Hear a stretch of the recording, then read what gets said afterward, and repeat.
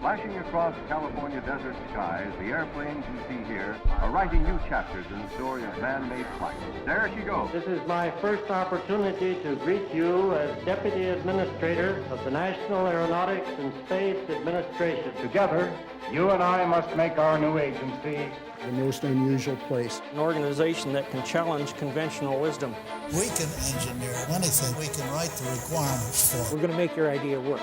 This particular idea is quite disruptive. A typical flight, of course, starts under the wing of the B-52 mothership. This sleek, high-speed machine would have made Rube Goldberg proud.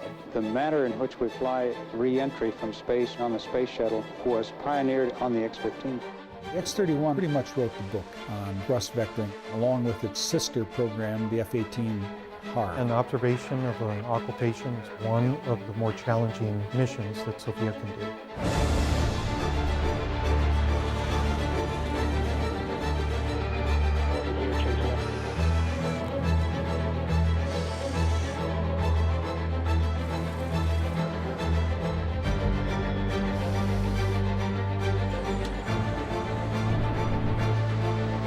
Right now, we are looking at the dawn of a new era of aviation.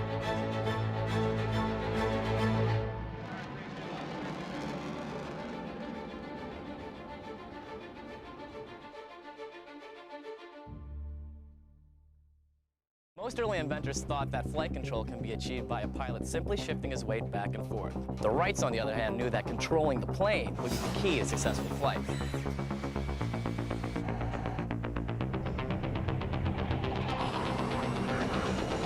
Release brakes, throttle to afterburner. Watch exhaust temperature.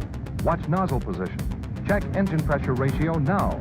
And all this time, steer down the runway, first nose wheel steer, then rudder. Lift nose wheel at just the proper speed to fly off in the least ground roll. Today, man copes with a highly complex environment with physical abilities no better than he has ever had. Greater demands on the air crew call for ever closer relationships between man and machine. Until now, all flyers have used the force of their muscles, multiplied by gears and motors, to adjust wing and tail surfaces. Your landing gear and flaps are operated hydraulically. It's about 45 pounds of force to get that stick to move. It's a very athletic endeavor. An advanced flight control system called the Digital Fly-by-Wire System has been installed by the Flight Research Center in a modified F-8 jet aircraft. The pilot of this experimental aircraft need only indicate the desired flight path to a computer, which then calculates and actually executes the control changes needed to stay on course.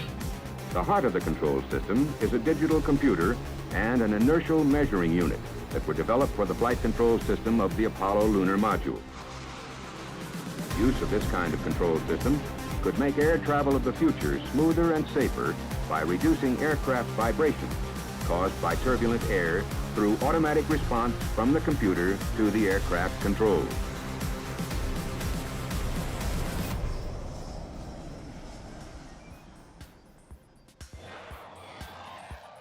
We used an F-111 for integrated engine control.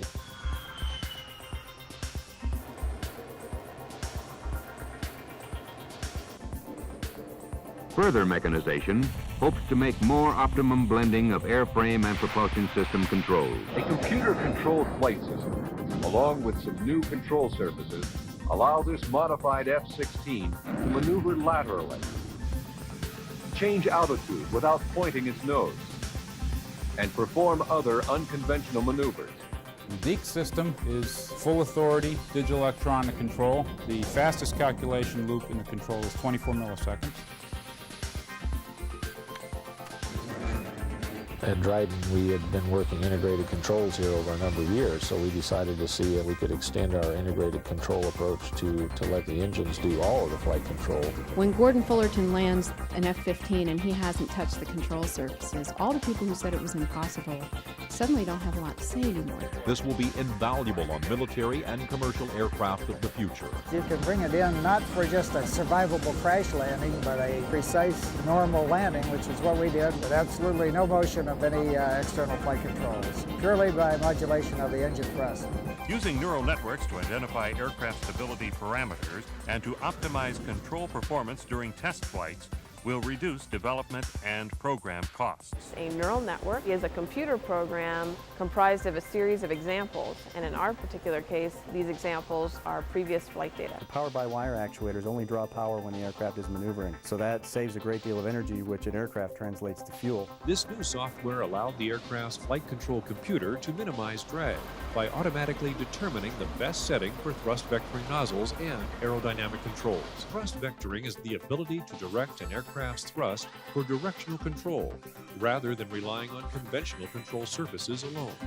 The Intelligent Flight Control experiment, to be tested in early 1999, seeks to enable aircraft control systems to adapt to unforeseen changes in aircraft operating conditions.